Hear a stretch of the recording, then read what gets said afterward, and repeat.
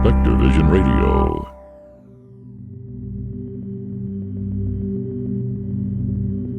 And now, part 2 of our Clairvoyance panel at the Philosophical Research Society in Los Angeles.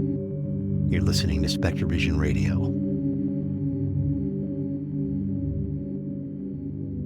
What is it like falling in love when you have the gifts that you have? I don't even know where to start with that. With the right person or the wrong person? Both. Very important distinction. Well, I'll be honest. I've just ordered the orange robes off of Amazon, the monk robes. That's. For real? No. Let me say this in a simpler way. How does this affect your dating and marriages? And how does it? I think this is the question. Yeah. So essentially, this is gonna get weird. Whatever. I guess. Whatever. I believe that essentially. Fuck. Okay. I believe that this is a world of duality, and that this is the world of separation, and that the altar of love and relationships is the altar in which we practice the most sacred thing possible, which is essentially to become a syzygy, to become one. It's an art and practice of being two separate beings, but becoming one with God, really forming a trinity. And I believe that it is essentially the container, a ceremonial container where you can practice completely merging with your partner and the divine if you are completely aligned. And that this is, thank God for my love and my wife, Tanya, because we drink the same Kool-Aid and we operate on this level, we are living in agreement on this reality with these laws and these rules on frequency shifts and how to commune with something. If, she gets her period, babe, did you get your period? She's like, oh, fuck. I'm like, and we laugh at it. I say some deep, dark truth, or like, oh, I really got to call my brother, and then we both burp at the same time. We laugh our asses off, right? Because we play by the same rules. So I think it's the single most important thing. I think love is the word we use for connection, the feeling of connection, and a practice of being in love and working through anything that comes up that disconnects you from your partner is essentially the practice of staying connected to divinity and spirit. Like I said, I was raised as a scientific materialist. I would say the G word instead of God. But when we're talking about extrasensory perception, this is a world of illusion. It's keeping your mind and eye and heart trained on the divine. And if you can do that with your partner, you can bend reality. And there's a line in the Bible, not that I quote the Bible a lot, but when it's convenient, I do. And they say that if two say it isn't done on earth, it is so in heaven. And that is how I feel with a true syzygy, a divine partnership. I believe if you can do that, you merge heaven and earth. And that seems to be the point, I guess. Does that make sense? Yeah, July 3rd, 1996. What'd you say? July 3rd, 1996. That was my anniversary. I had cake and flowers and everything laid out when she came home. I went, oh, you were with a guy today. And yes, she was with a guy. So I'm like, I'm switching teams.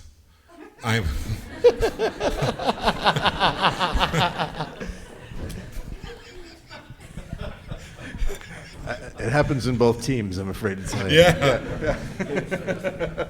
So I've just learned, it's there are people out there.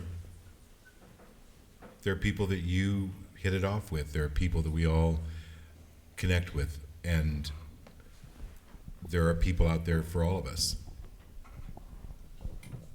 I will say for me, when I'm widowed. I consider myself widowed because my fiance died. But before I met him, I would always see like the problems before, like I would see like all the ways it would fall apart, like when I first met someone. And so I would be like, I had a lot of anxiety around it because I was like, I already know it's not going to work.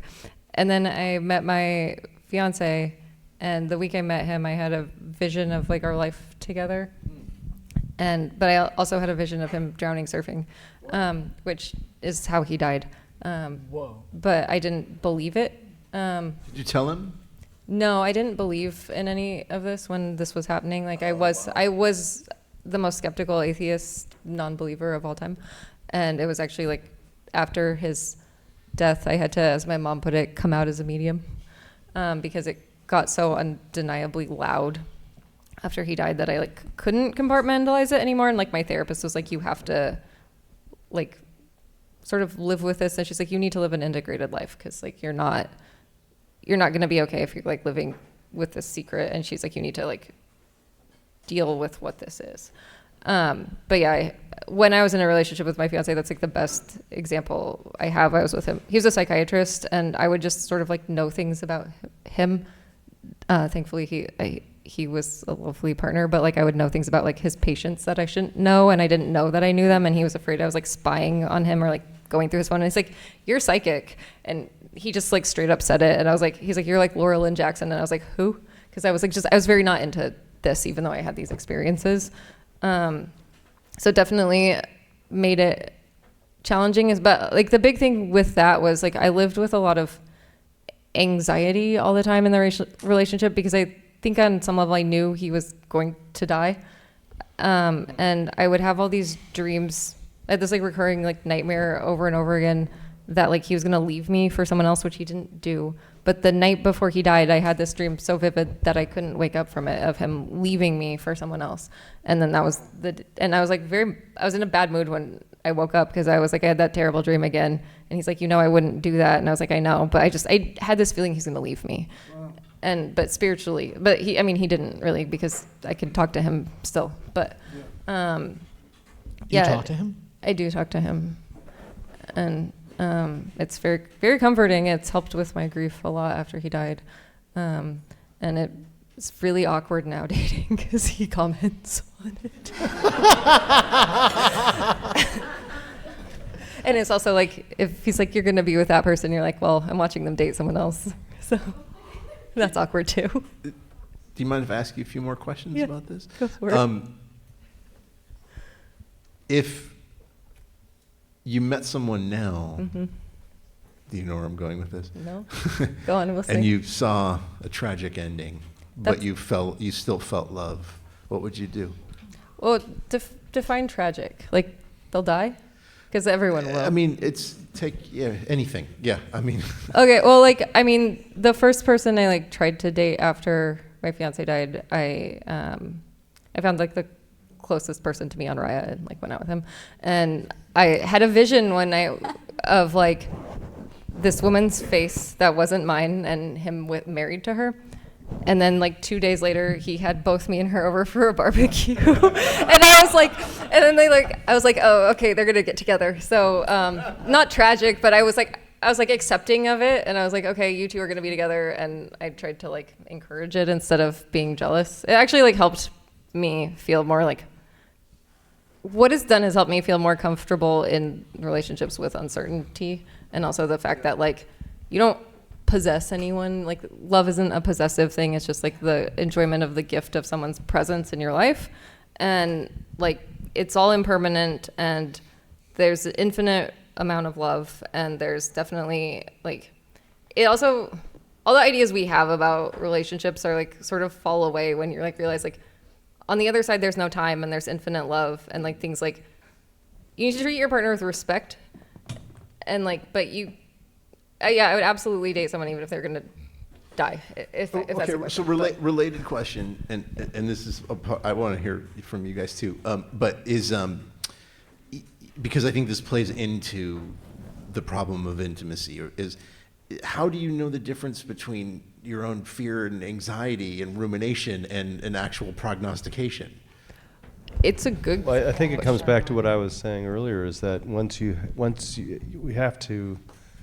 I was going to say clear our clairs. We have to get really discerning about where it is that whatever we're perceiving is coming from, and is it something And also, is it helpful or not? Do I pay attention to it or not? But also, is it my mind, or is it something that I'm, and then if it's something other than my mind, is it then, where is it? And what is it? You know, we have to get really clear. I have this belief theory, a sense that a lot of this has, it's going to get very weird for a second. A lot of this is, it's like a video game with branching narratives, right? As there's an infinite number of branching narratives. And so I've had this thing sometimes where I have a terrible feeling of dread on the behalf of someone I care about. And what I found is that when I tell them, it doesn't happen. And then it looks like I was full of shit. But I know that if I didn't say it, it would have happened. Well, there's infinite timelines, and we can choose. But we can, when we see a timeline that's not so benevolent, we just put our frequency on one. I had that's a friend. Recently I said, "Listen, this is crazy, but I'm getting a sense something absolutely terrible is going to happen to you today." And he was like, "Thanks." And I said, "But I'm telling you this because now it won't." And he was like, "All right." That's the power of our words. Every word is a vibration. It's a frequency. And one of the things that when I do see something, I do say something, but it actually changes the reality. Yes. It changes the direction of the energy, and in for a penny instead of a pound. I'm really Okay? So maybe a car swipe instead of a head on. Right. I think this is something what I was remembering now from what I was saying from that first experience with the psychic, is that we all have all these seeds, you might say, of all these karmas, but then they're not all going to sprout. And then intuitives can see the seeds that you have. You've got a bunch of cabbage and a bunch of carrots and you got some apples, but it doesn't mean that they're going to have apples. Not necessarily, because we're divine beings that create universes, so we have the agency to decide which of those things which timeline we're going to go on. And I think that the intuitives that were telling me that there's a fixed future and that's going to happen is to imprison me to some external force that I never really. Right. But rather than going, you're a divine being and you have all these potentials, what do you want to create? Is really what I feel is we have the power to shift karma, and that's the power of a spiritual practice. Did either of you want to speak to the relationship question? Yes. It's also very private, so you feel free to say no. For me, what I look for is if you and I go for spaghetti dinner, if you get offended that I'm telling you that there's spaghetti sauce on your face, right? You can't see spaghetti sauce on your own face. Nobody can. We cannot see our own stuff. I don't care how good a psychic, I don't care how good an intuitive, I don't care. Nobody can see their own stuff. And so in a partner, it's a two-way trust that's really important. That you have somebody that is, if I said to you, Daniel, you have spaghetti sauce on your face, there's no reason to get upset about it, right? But it's either a belief system, a behavior that just doesn't suit you anymore. I'm just telling the story. I want to just briefly tell the story of when you and I met, because it's very funny, I think. So I went to a conference and I just arrived, and there was a very large group of people, and I only knew one of them. And so there was all these people standing in a circle, and I look up and I see this guy, and he's just like staring at me so intensely, and I went, because I'm like you, I went, oh, I know what this is. And you were just like, and I stared back at you, so I was like, well, I'm not gonna, like, and then we were just staring at each other, and very gradually the whole circle just went, the fuck is going on with these? It got very quiet, and then do you remember? I said, what? And you said, I'll tell you later. It was very funny. Anyway, which is actually on point. One of the things that, after a lot of shopping around, works for me in my marriage is she's one of the few people I've ever met I can't read. Thank fucking God. I don't want to. It's terrible sometimes to be able to read someone. You feel like you have too much power, too much knowledge. In a strange way, I don't feel that I'm on equal ground when I can read someone too well. So to me, not being able to read her is it's attractive. It feels safer.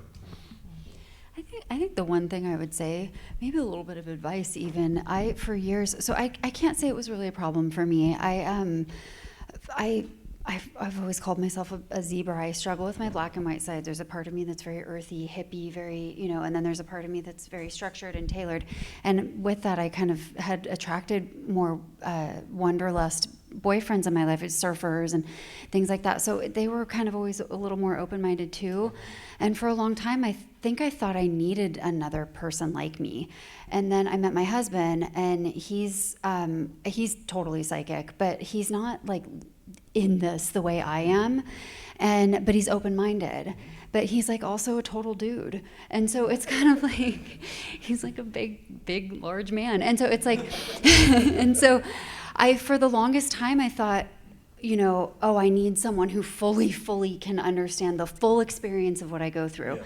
And then I met him, and I was like, oh, this is so much better. There can't be two of us. Yeah. But like, maybe there can. Like, it seems like there's two of you, and it's great.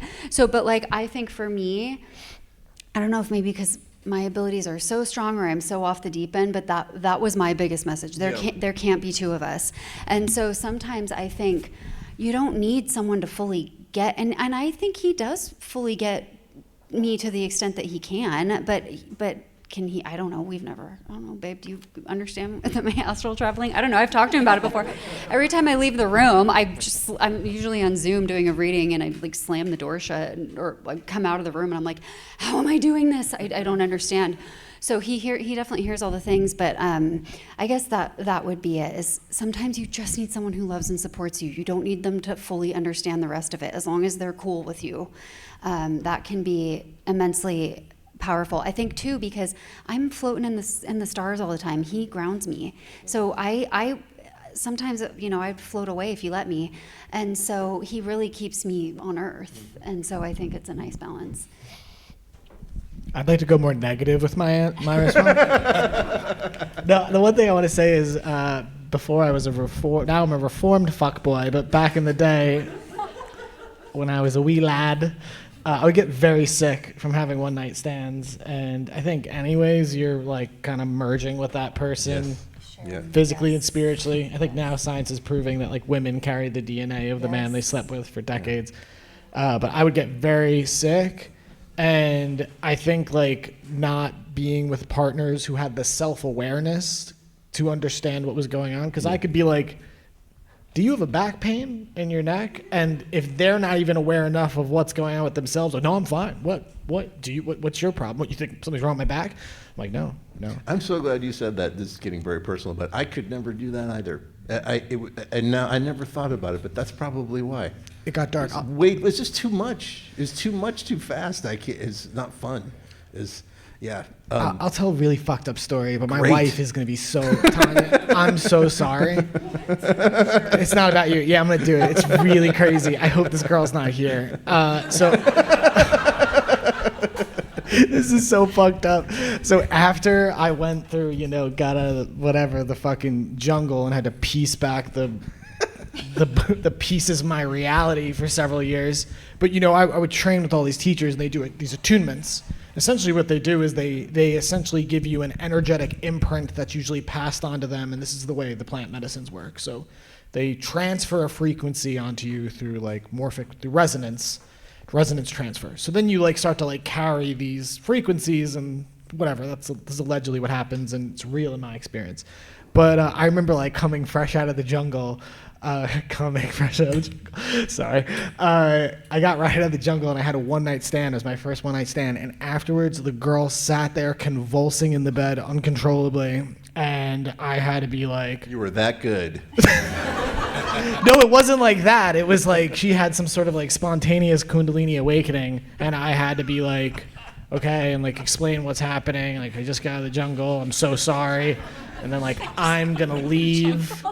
And then I did. I was a gentleman about it. I helped her through, and then I said goodbye forever. And I changed my life. My wife is so disappointed. She's looking at me like.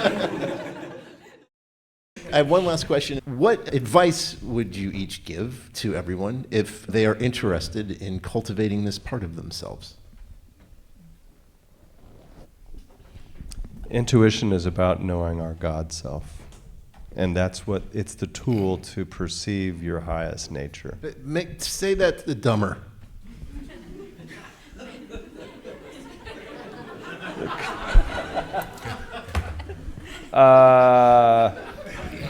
Get your shit together and know your higher self.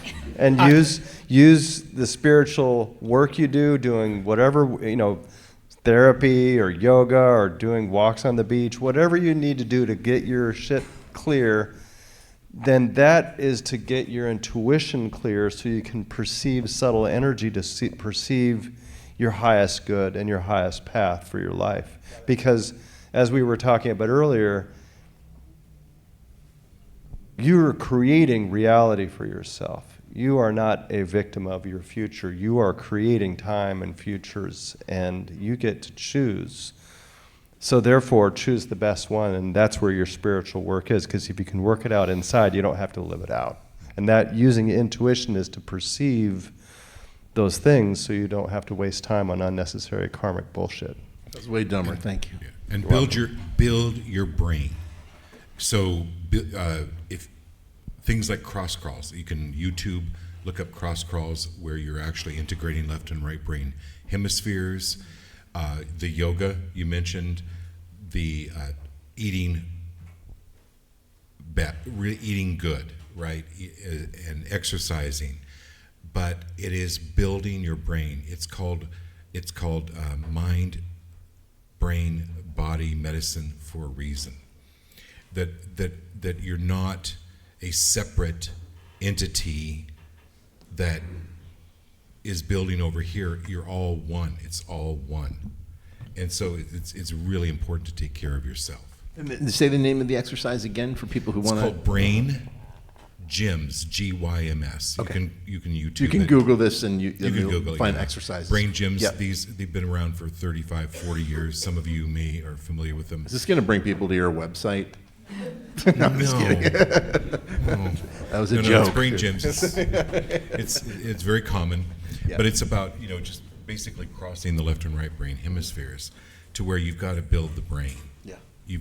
That is very important. And go to college. I mean, I would highly recommend, if not going to college, at least taking music, like studying music, screenplay, writing, taking a class at a community college. It all will help build your brain. Thank you.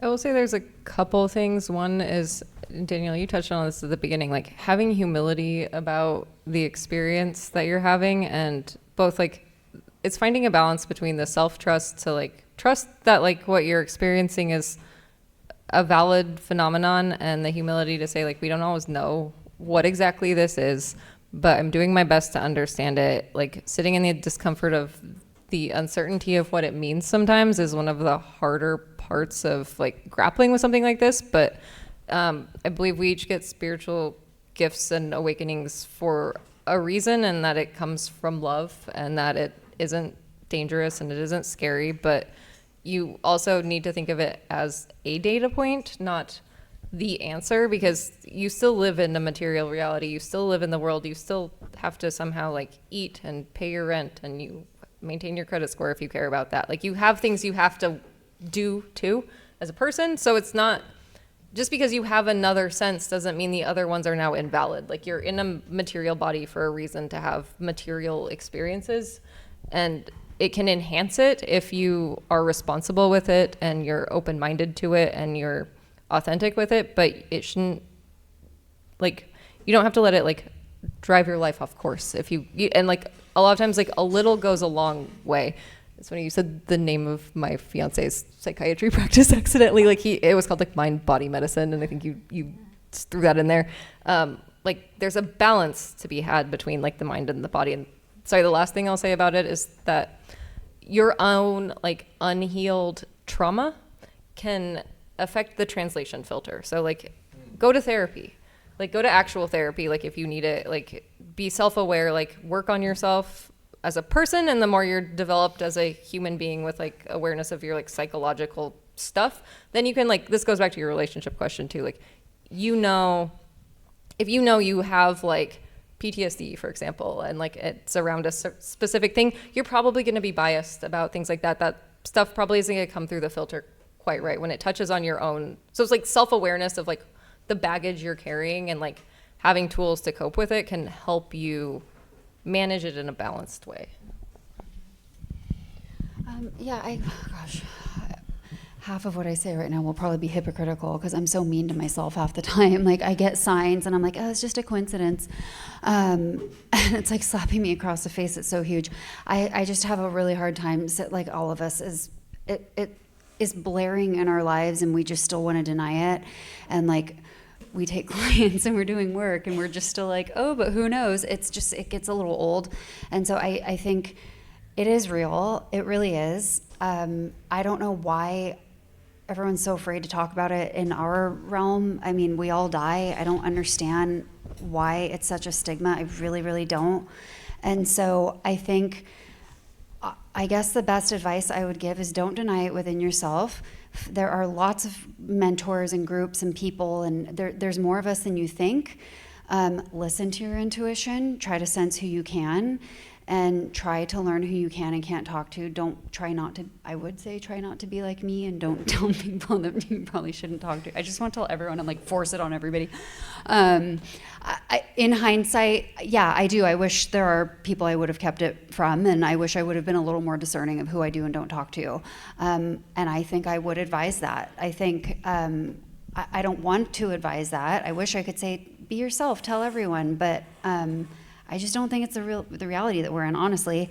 So I think find your tribe, and even if that's one person, find one trusted person. If you don't have that, go to YouTube, go find it somewhere, and find the strength to believe it and do it anyway. And no matter how bad it makes you feel, no matter how bad you make you feel, whatever, just do it anyway and rise above. I don't know, I guess. But do what? Study it, practice it, cultivate it, learn it, become it. On the most basic do it. level, just trust the feeling. Trust the feeling. At the end of the day, you really do know. You really do know. And so trust if you're having visions, if you're hearing, if you're seeing, if you're knowing, whatever it may be. And if it's happening a lot and it's tapping you on the shoulder and you just know that there's something to this, and you're being told you got to go address this, otherwise it's going to eat you alive, figure it out for yourself, whatever it may be, and find however you want to have that in your life. Whether you want to do, Ivy and I are trying to turn it, or Ivy is, we're turning it into careers. Or do you just want it on the side and you talk to your friends about it? Whatever it needs to be for yourself, just try to find space for it and allow it in your life.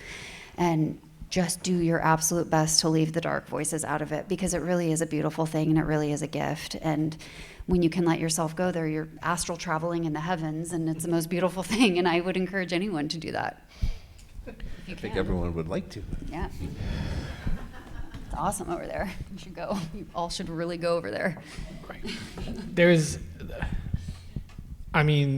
cliche is meditation, but I'll be more specific with that.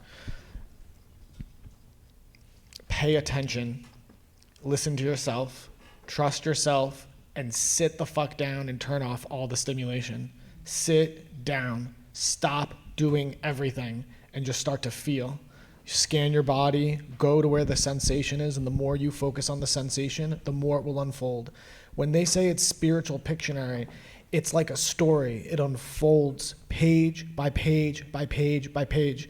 If you judge that page and start trying to think about it and decipher it, you will not get to hear the rest of the story. So you want to sit down and focus on the sensation and listen to what comes. First is the feeling, then there's the thought, and just listen and let it unfold, and do not be afraid. And I only teach what I need to learn, and the fear is still tough to wrestle with. The next thing I'd say is surrender. This is my biggest thing I still work on. Surrender, surrender, surrender. It's fully allowing it to take over. The other thing is we have free will in our belief system, and it's a gift. It's a distortion, but we can use that distortion to invoke creation, creative consciousness, and ask for it to take over. So, having the humility to say, I am limited in my development, and I understand there's a higher intelligence that I'm a part of that cares for me. Call it divinity, creation, God, Wankatanka, Yoshibu, whatever. It does not matter. Asking it for help, there is on the other side of the veil a legion of intelligence and ancestors and beings that want to help and support you, and they want to connect with you to help you on your journey. And ask for help. Sit down, listen, surrender. Oh, and a copious amount of psychedelic plant medicines. But integrate that shit and be doing it to party. Well, I'm going to throw mine in because I get asked this a lot too. Mine's very simple and basic and doable. If you step into the street and you hear the sound of a bus and you turn and you see a bus driving toward you, you leap out of the way. If you pay the same respect to feelings that you get about things, they get stronger. It's just a very basic exercise you can do. Treat that input as seriously as you would treat something that you are taking in through the five senses. Guys, thank you so much for your time and generosity.